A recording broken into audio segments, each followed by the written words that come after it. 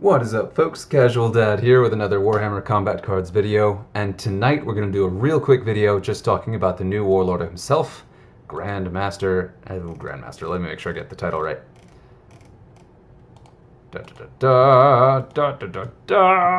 We got Azrael, Supreme Grandmaster Azrael of the Dark Angels.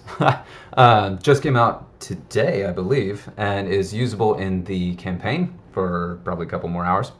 And has an interesting new ability that I'm going to talk about, but just base stats. This is him at level 1, comes it with Inspire and Outflank, and is legendary, so he'll get both of those up to rank 4 eventually. And so his ability is each time you select an attack type that is different from the one you selected in the previous turn, your deployed cards receive a 20% boost to their attack stats. So we're going to play a game with this guy, and as we do that, I'm going to go ahead and talk about some key things about this ability. But let me lay them out first real quick. So number 1 only applies, oh, typo, ton. I just read turn. Number 1, it only applies to cards that are on the board. So you want your cards to be fairly sturdy so that they will be able to benefit from this over multiple turns. Number 2, should be obvious, does not trigger turn 1. So it's turn 2 or later. So you really need some durable cards because they'll get 0 benefit in the first turn. Number 3, the boost is permanent, which is another reason to have even more durable cards on the board. That is awesome. So, yeah, that's pretty cool. Number 4, it is all of their attack stats regardless of which one you used. So if you use a ranged attack, it will also boost your psychic attack. That's great. I saw some people in the chat during the reveal of this guy talking about using him with a bunch of Grey Knights because they have all of the attack types. I would kind of argue against that for the same reason that I wouldn't mix attack types too much with Helbrecht. That is, this is a percent boost, and the percent boost is going to be more impactful the higher the base one is, of course, duh. So usually cards that have 1 or 2 high attack stats are going to be better than cards that have 3, because most of the Grey Knights in particular have fairly low stats across the board, and they're not that durable. So you can try it that way, but I personally wouldn't do that. I would start with cards that have at least 1 attack stat that's very high, so they get the max bonus from this, and also very durable. So your Fear, your Regen, your Shields are going to be your best friends here. And he's kind of the opposite of Artemis, because in an Artemis deck, you want a full deck pretty much every time. You want to make sure you have all of your cards to benefit from his free ability. This guy, you want a pretty thin deck that leans on durability, and you want either ablative cards like your Medicae or your cheap cards as filler, and then also your tougher cards that you want to keep alive. So I'm going to go ahead and play a game with this guy real quick. And this is just me. I paid the plasma for the 1 card in the store, and I'll show you where that is in a second. So he's level 1, so I don't want Azrael himself to hit the board or I will lose. Outright, I will just lose. I've also racked up some trophies, so a loss is going to hurt here. But he's a cool looking warlord. I like the ability, it's really interesting. He's definitely different. So I've gone ahead and used this guy here. And I just said you want the high 1 or 2 attack stats. This guy's unusual because all 3 of his attack stats are pretty high. And he's got all 3, so that's good. I'm going to drop this guy in here. This is obviously a very thin deck, so it starts right out of the gate, hungry a little bit for, well, outnumbered. Of course, talking about the abilities there, Mephiston naturally comes to mind because he's got 2 very high attack stats. He's got a lot of hit points, and he has Fear. Mine's fairly low level, so he's only got level 2 Fear, as opposed to what he could get later. But he has the psychic attack that's really good and a high melee. So 2 things that really benefit from the ability there. So notice turn 1, just my base attack stats, debuffed, whatever.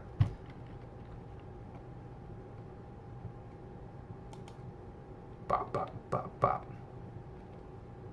Turn 2, start of my turn, you're going to notice a little visual cue. After all the stuff has happened. See how these 2 glow? That'll show you which attack stats you haven't used. Now another thing I wanted to lay out here is that it also, let's see, I used Psychic. This is a bummer too though, is that you oftentimes will end up in a situation like this where you don't really want to use the other attack stat that you didn't use, but you want to get the most out of that ability. A couple other things to note here too is the bonus is applied before you attack. So as you're attacking, the actual attack stats you use, if you get that bonus, are going to be higher than what it looks like at first. Another thing too, again, the buff is permanent. So another reason why Mephiston's a really good choice is because he has that death blow, and that death blow does trigger. Sorry, the death blow will trigger at the higher value. So your boosted attack stats, that does apply so that you'll end up death blowing really hard, which is great. I love it. This is one, I did a little experimentation with this guy. This is the most effective thing I found. Tried a bunch of different combos, but I like this one. It still is missing something, especially because Azrael himself is level 1, so if he hits the table, you're in real trouble. But also, if he hits the table, that means chances are you've lost your power cards. So, a couple different reasons why that's bad. I think last turn I did not use Psychic. Sweet. So we'll see that buff. Look at how high those things go.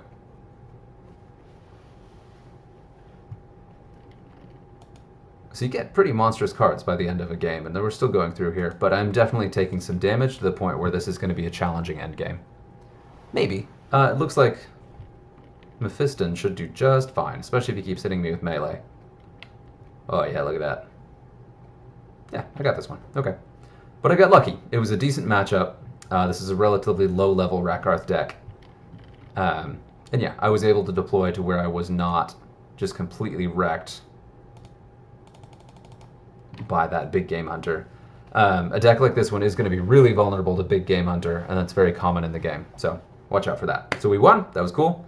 There is Azrael. Now we're going to jump to the actual campaign, and I'm going to show you what he looks like at max level, because again, mine is level 1. Stats are unimpressive, but we are also conveniently in the middle of a max level mini campaign today, so we can go ahead and jump in here and try him at max level. So this did not work, by the way. I'm going to go ahead and do the same exact deck that I just used before, but I'm going to do it with the max level cards. Just to take a look, this is his stats at max level. We got that max level Inspire, max level Outflank. Base damage is for 43 points, his stats are actually not that great, especially his durability, but with that max level Inspire, that's good, and then whatever cards you have left on the table are going to be pretty terrifying by the time you get him out, in theory. So we got the Blood Angels, we got the Blood, and I'm sure there are a bunch of combos you can work out. If you do find something that works really well with this guy, let me know. I'd love to hear it, because he seems really cool, but I've struggled a little bit to build with him so far. I did play with shields and regen, and they were good, but they didn't have the oomph to really benefit from the boost, and they ended up not having quite the durability I needed. It was good, but it was just missing a little something. And my regen cards are rank 3, which is pretty good, but still, if they were 4 or higher, that would be better. And the shield cards in particular did okay, but they have a problem of having low base stats and having being expensive for what they deliver. So that was a challenge. So this one is not a nice, flexible, powerful deck. It's also a little tricky because you're playing against Tau, so you get the Psychic, but then you don't really want to hit them with melee or ranged after that. And they're max level Tau, so it's a pretty scary opponent here. You probably saw I had 2 strikes in the thing already from playing as Azrael. So I'm going to play this and then probably switch Warlords, but I wanted to go ahead and save this one, even if this is my final strike that I'll have to refresh with Plasma, just to demonstrate this guy, because I knew he was coming out, and it was going to be pretty cool to see him at max level, which I will not see personally in my collection for a long time. So we're going to finish this game, and then I'm going to show you where he is in the store, just do some quick final notes. Yeah, and then you will be a pro with Grandmaster Azrael himself. So we've got a bunch of hit points on this one, but you can see the deck is already thinning very quickly because what I'm up against is real scary. And again, the bonus applies before the attack is made, which is awesome. And of course, because the base stats in these guys were higher, you can see that it's built up more quickly. So look at this. Little comparison notes on Helbrecht, who's probably the most similar. This does apply to all attack stats, and you don't have to actually get a kill to trigger it. It's also higher. It's 20% instead of 15%. But I would still consider Helbrecht's ability a little bit more powerful because it can trigger multiple times a turn. And the card who gets the bonus can still apply the bonus to cards that are played after. So as long as one of your cards has the bonus is still deployed on the board, the other cards you play later will still receive the bonus from that card as long as it's there. Whereas in this case, if your bonus card dies, it's gone. You lose that bonus completely. And this is going to be a close game, but if I take down the, which I will, when, I should say, I take down, oof, look at that, they get real beefy with the filled up bonuses. Yeah, so this actually ended up being easy. And if he does actually manage to take down Mephiston, that is one heck of a death blow he's taking back. So that is a really powerful thing about this deck. / Warlord.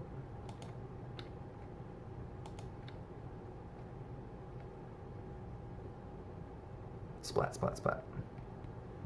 Bring on Azrael himself. And yeah, one thing I haven't mentioned so far is this does stack with your ready values, does stack with Inspire.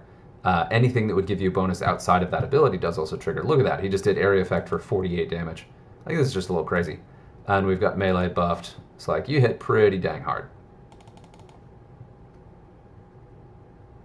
There we go. Cool. We won. Woo! Good job. So we're going to take a quick look at the store, and then we will call it. I want this to be a pretty quick video, an introduction to our buddy Azrael without getting too deep into that. That is definitely not where I clicked. There we go. Little Dark Angels there. It is cool. There are a lot of Dark Angels cards in the game, so it's nice to have a Dark Angels Warlord too. As someone who doesn't really play Space Marines that devotedly, it is a bit of a bummer to have another Space Marines Warlord, but I mean, any developer working with Games Workshop is kind of at Games Workshop's mercy. Most popular faction is Space Marines, so I get why Games Workshop is releasing a lot of Space Marines, so then the really exciting releases that the game companies have to advertise is also Space Marines, so it's a thing. That's fine. We'll get plenty of other Warlords soon too for the other factions. The other thing too is that every Space Marine card that's added thins the Space Marine collection more, so it actually makes it that much harder to level up successfully in Space Marines because you need so many more copies of cards to get the ones you actually want to level. Just showing the store here, these are the packs. If you really, really, really want to drop money, these are cumulative, so if you buy all 3 of these, that will net you, what is that, 10 copies of Azrael. Still not going to get you super far, but it's going to get you a ton of resources as well, but it also will cost you $160, so good luck. In addition to that, if you don't want to drop the money, there is also the on-release Warlord Plasma Pack too. Ooh, where'd it go? I bought it, so it's probably just not showing. Usually in the campaign starter packs, if a new Warlord is launched, you'll have an option to get a single copy of that Warlord and a small pack of cards for that faction for 500 Plasma. Talked before, you want to make sure you have 500 Plasma on hand all the time for just such an occasion. So yeah, still true. But yeah, that's my video. Welcome Supreme Grandmaster Azrael, and let me know what you think.